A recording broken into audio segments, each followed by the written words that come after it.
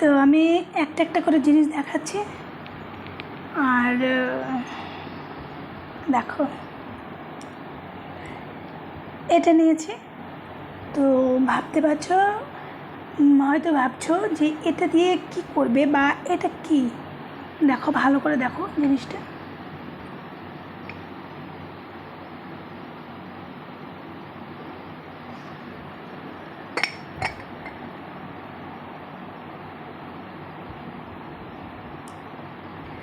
তো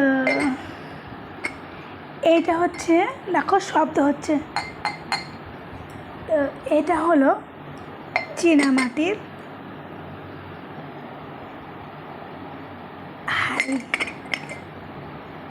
তো এইটাতে আমি গোপোষণার জন্য হচ্ছে দই বসিয়ে দিই। তো দই, তো দইটা তোমার হচ্ছে মাটির যে পাত্র সেটাতে আমি বসিয়েছিলাম কয়েকবার। বসানোর পরে তুমি দেখি যে মাটির যে পাত্রটা, সেই পাত্র ধার দিয়ে না নোনা লেগে গেছে। নোনা লেগে গেছে মানে নুনের মতন উপরে কেমন জানি হয়ে গেছে। তো ভাবলাম যে এইটাতে তো আর নোনা ধরবে না। তো এটাতে আমি ভাবলাম যে দইটা বসাবো, সেই কারণে আমি এটা নিয়েছি। আর দই বসানোর পরে দইটা কেমন হয়েছে অবশ্যই তোমাদের জানাবো। হ্যাঁ, আর এইটা দেখো, এটা নিয়েছি কি বলো তো, এটা এনেছি। এইটা দিয়ে না দইটা বের করবো, এটা দিয়ে দইটা বের করতে ভালো হবে, সে কারণে আমি এটা নিয়েছি।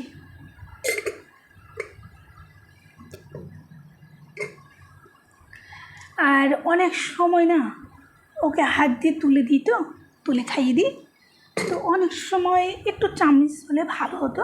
তো আমি সে কারণে আমার গোপোষণার জন্য আমি এই চামচটা নিয়েছি। দেখো, আর এইটা নিয়েছি। দেখো একটা কাপ নিয়ে নিয়েছি, কাপটা সুন্দর বলো। এই কাপটা নিয়েছি আমি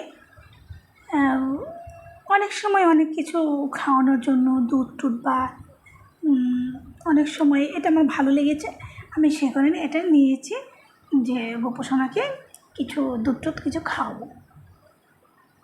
তো আরেকটা নিয়েছি তোমার, এই যে বাটিটা নিয়েছি, এই বাটিটা নিয়েছি যে কখনো কখনো সামান্য কিছু ফল থাকে, বেশি থাকে না, কখনো অল্প কিছু ফল থাকে। সে কারণে আমি এইখানে দেখো বেশি আম আটেনি, 5টা আম এঁটেছে। দেখো দেখো 5টা আম এঁটেছে, কখন কোনো অল্প ফল থাকে, সে কারণে আমি এই ছোটো বাটিটা নিয়ে নিয়েছি। বাটিতে ভালো লেগেছে, আমি নিয়ে নিয়েছি। তো আমি এ কটাই নিয়েছি।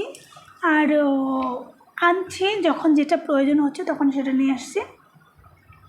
তো তোমাদের কাছে একটাই রিকোয়েস্ট, তোমরা আমার পাশে থেকো, গোপোষণার পাশে থেকো, গোপোষণাকে ভালোবাসো। তো তো আমি চাই তোমরা পাশে থাকো, আমাদের দুজনের পাশে থাকো।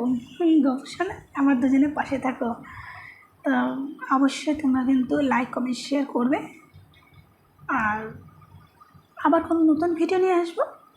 আজকের মতন টাটা, বাই বাই।